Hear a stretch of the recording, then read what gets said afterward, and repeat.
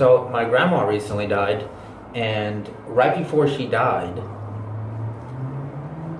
while she was laying on her deathbed, she turned to me and she said, "Put your dick away!" And then she asked me, "Hey, what are some of your biggest comedic influences?" And then she died right away.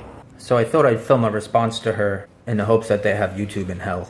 Let's face it, if there was a video streaming service in hell, it would certainly be YouTube. So first and foremost, can't really have a discussion about comedy without mentioning this guy. He's basically the godfather of modern comedy. Pound for pound, I gotta say, number one comedic,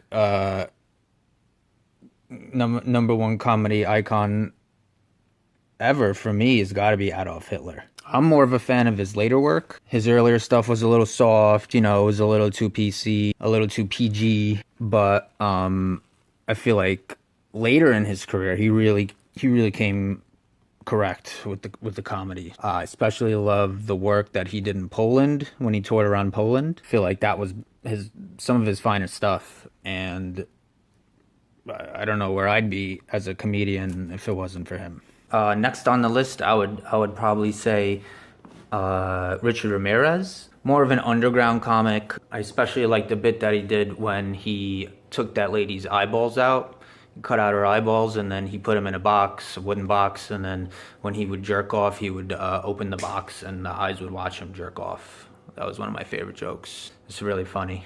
Obviously they called him the Night Stalker because he only really did comedy at night. Not much of a morning guy. And little known fact, terrible teeth.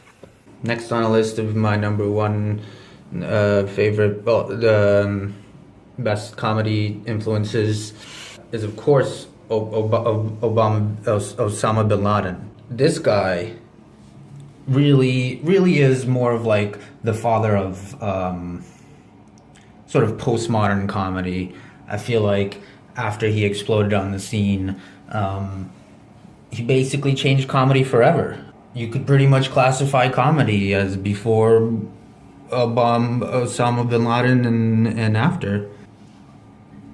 Guy was a tremendous workaholic. And the best thing about him is he didn't really care if he bombed or if he killed. The guy was just kind of happy to be doing what he did. So I always kind of appreciated that type of work ethic for a comedian. All right, so next favorite comedian. This one might come as a bit of a surprise if you know me, because I tend to be into really like cutting edge, edgy humor.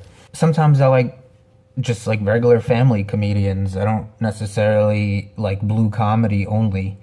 So that being said, next on the list of my favorite comedians, gotta be John Wayne Gacy.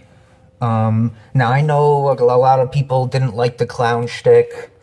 They thought it was a little amateurish or whatever. Another comedian I would compare to John Wayne Gacy, John Wayne Gacy, is Carrot Top. Carrot Top's a comparable.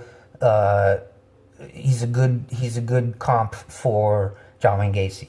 John Wayne Gacy, people forget about this about him.